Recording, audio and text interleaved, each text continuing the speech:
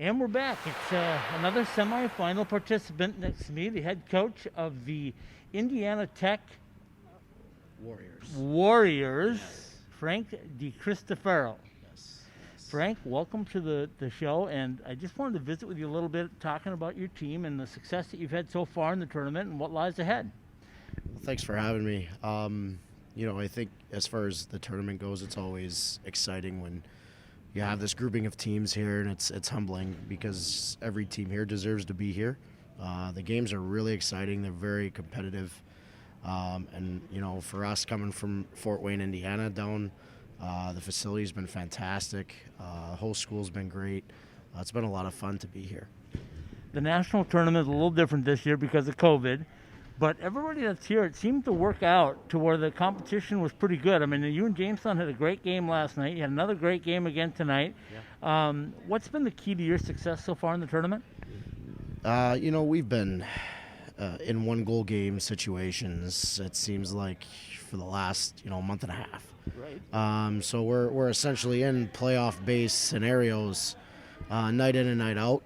And our guys, to begin with, are really workmanlike, so we really don't have, one particular guy that we can go to. So it's a collective effort, and that's really where it's been. From the net out, with Bryson Lindenberg and Ryan O'Toole, they've been fantastic for us, and that's kind of where it starts. And we just take it from there. And like I said, the boys have been doing really well. Really proud of them, especially with the COVID year. I said in the COVID year, I've talked on my podcast several times about the importance of relevancy, right? I mean, no matter how many games you play, in ACHA hockey, you need to stay relevant in front of your fan base, let them know that you're competing. Absolutely. Here you are, semifinals, right? You can't compete much more than that. Oh, yeah.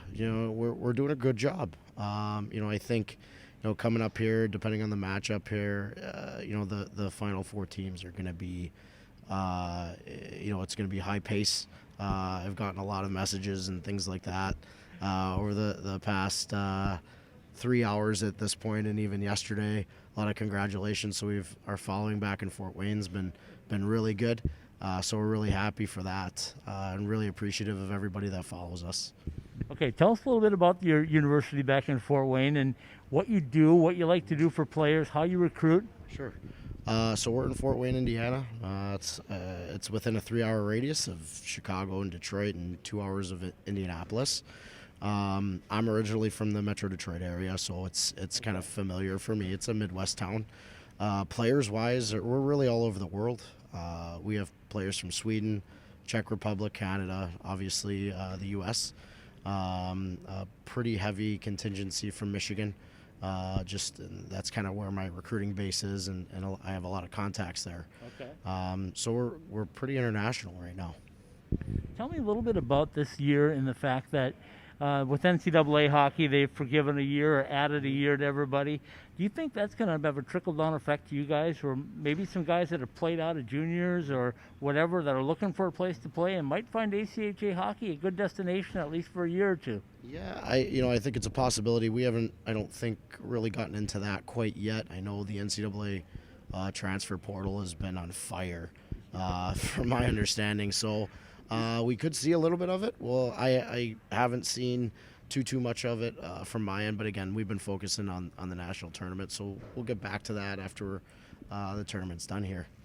Okay, so speaking of the national tournament, we're here at the Maryville Hockey Center. They took on the task of having it. I think they've done an excellent job. Your thoughts on this facility and just the way things have played out so far? Top-notch facility. Really, really like the fact that Maryville stepped up and the board allowed them to host the event. Obviously, it's a easy bus trip for us, but the facility, it's a clean facility. We got 2 sheets. Practice ice was good.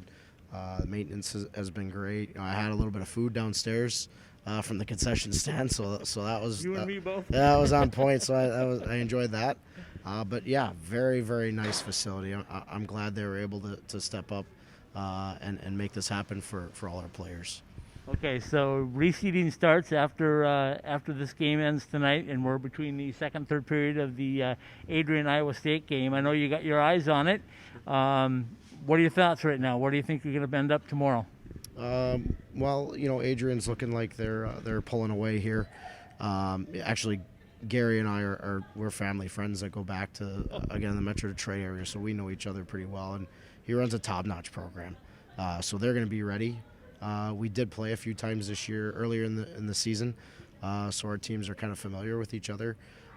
So we'll take a look at them and make some notes, and then kind of go from there. And really, it's win or go home. So. It'll be in the boys' hands. It should be fun. We're excited to be here, and if we play Gary's team, it'll be a fun game. Well, we appreciate you being here. We appreciate the effort that you guys put out there. I've seen every game so far, and I think you guys are top notch. So, congratulations on the success right now. Continue the success, please. Absolutely. Thanks for having me, Scott. I appreciate it. Frank, thanks for joining us. Yep.